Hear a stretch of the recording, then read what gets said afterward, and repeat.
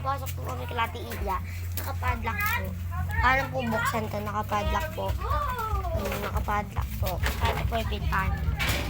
Hingi po dapat sa kanilang picture. Tapos, ito po, si Talia, yung pinsan ko po, scooter niya po yan.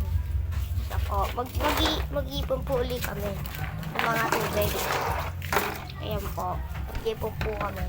Ringgit na it! Ayan po. Ayan po, nag-iipon po kami.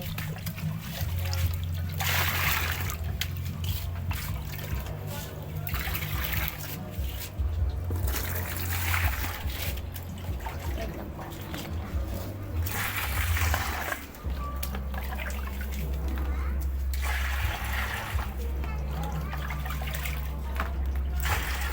Ayan po, nagigib po kami para masasali po kami ng tubig. Ayan po. Isali po kami. Ayan po. Ayan po. Sa drum.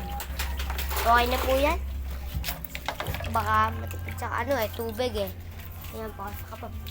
Ayun po yung taas oh. Yung taas. Tapos ayun po si Aki kumakain. Yung doon po oh. Ayun po. Yung lugar namin. Dito po sa may Taguig City. Saka ayun po yung ilaw paggabi. Saka ito na po yung pinupuno ko. Masyado po hindi po. Ito po yung basura. Di pa yung tatakpan ko na. Tatakpan ko na po. Ayan po. Ayun po si Aki yung silip. Huwag kalimutan mag-like, share, at subscribe. Bye! Peace! Subscribe!